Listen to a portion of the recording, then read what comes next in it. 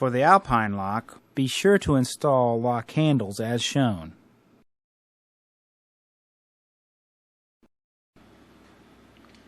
For the Alpine lock, with the section facing down, attach the lock adapter plate using two 1/4 inch by 5/8 inch universal screws into holes K and N. With the section face up, determine whether your section height is 28 inches or 32 inches. Based on the section height, use the chart shown to measure dimension B from the bottom edge of the section and make a mark on either side. Align horizontal center line of template with these marks. Use the paper template that is provided in your kit to mark the holes that will be drilled for the interior and exterior lock handles and the escutcheon plates. Using a 7/16 inch drill bit, drill the holes for the lock handles. Use a cloth to wipe away any excess metal that may be left over.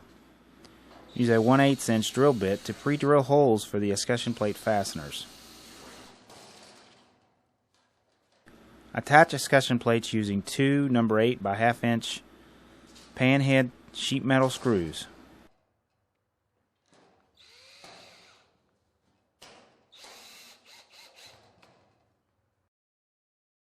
Turn the section back over so that the exterior is face down. If it is a non-insulated door, use screw protectors on the back of the escutcheon plate screws. Install the keyed exterior handle by aligning it with the holes in the escutcheon plates and positioning 4 spacers over the exterior handle posts. Slide the exterior handle posts through the holes and into the spacers until the locking mechanism appears in the center hole of the adapter plate. While holding the exterior keyed handle, align the interior lock with the holes on the right side of the adapter plate and secure loosely with two M5 by 40 mm oval Phillips head screws.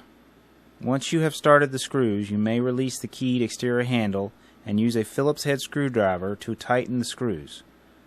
For the non-keyed handle, repeat the process without the interior lock mechanism using two M5 by 25 mm screws.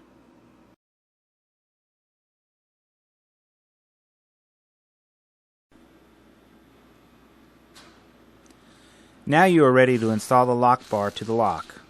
First, attach the lock bar guide in holes 12 and 14 on the end stile. Insert lock bar into guide.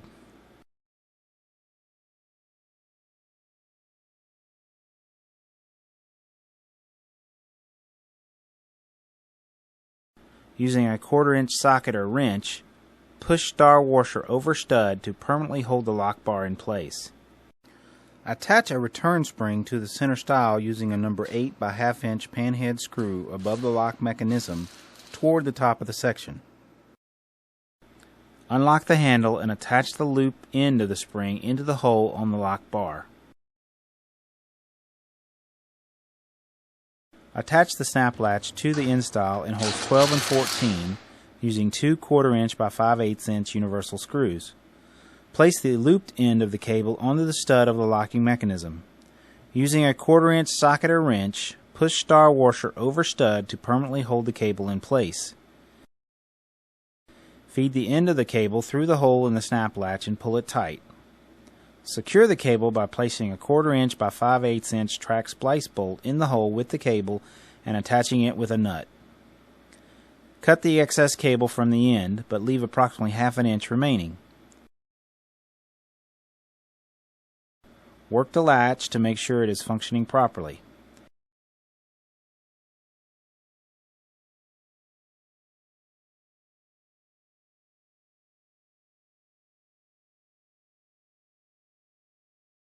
For the Blue Ridge handles, with the outside of the section laying face up, measure 15 1/4 inches from the bottom of the section and 1 3/8 inches from the edge of the stamp and mark it for the top hole. These are the measurements that should be used for sections wider than 8 feet. Pre-drill holes using 11 by 64 inch bit. Attach the handles using the black screws that are provided. If the section is non-insulated, use screw protectors on the back of the screws.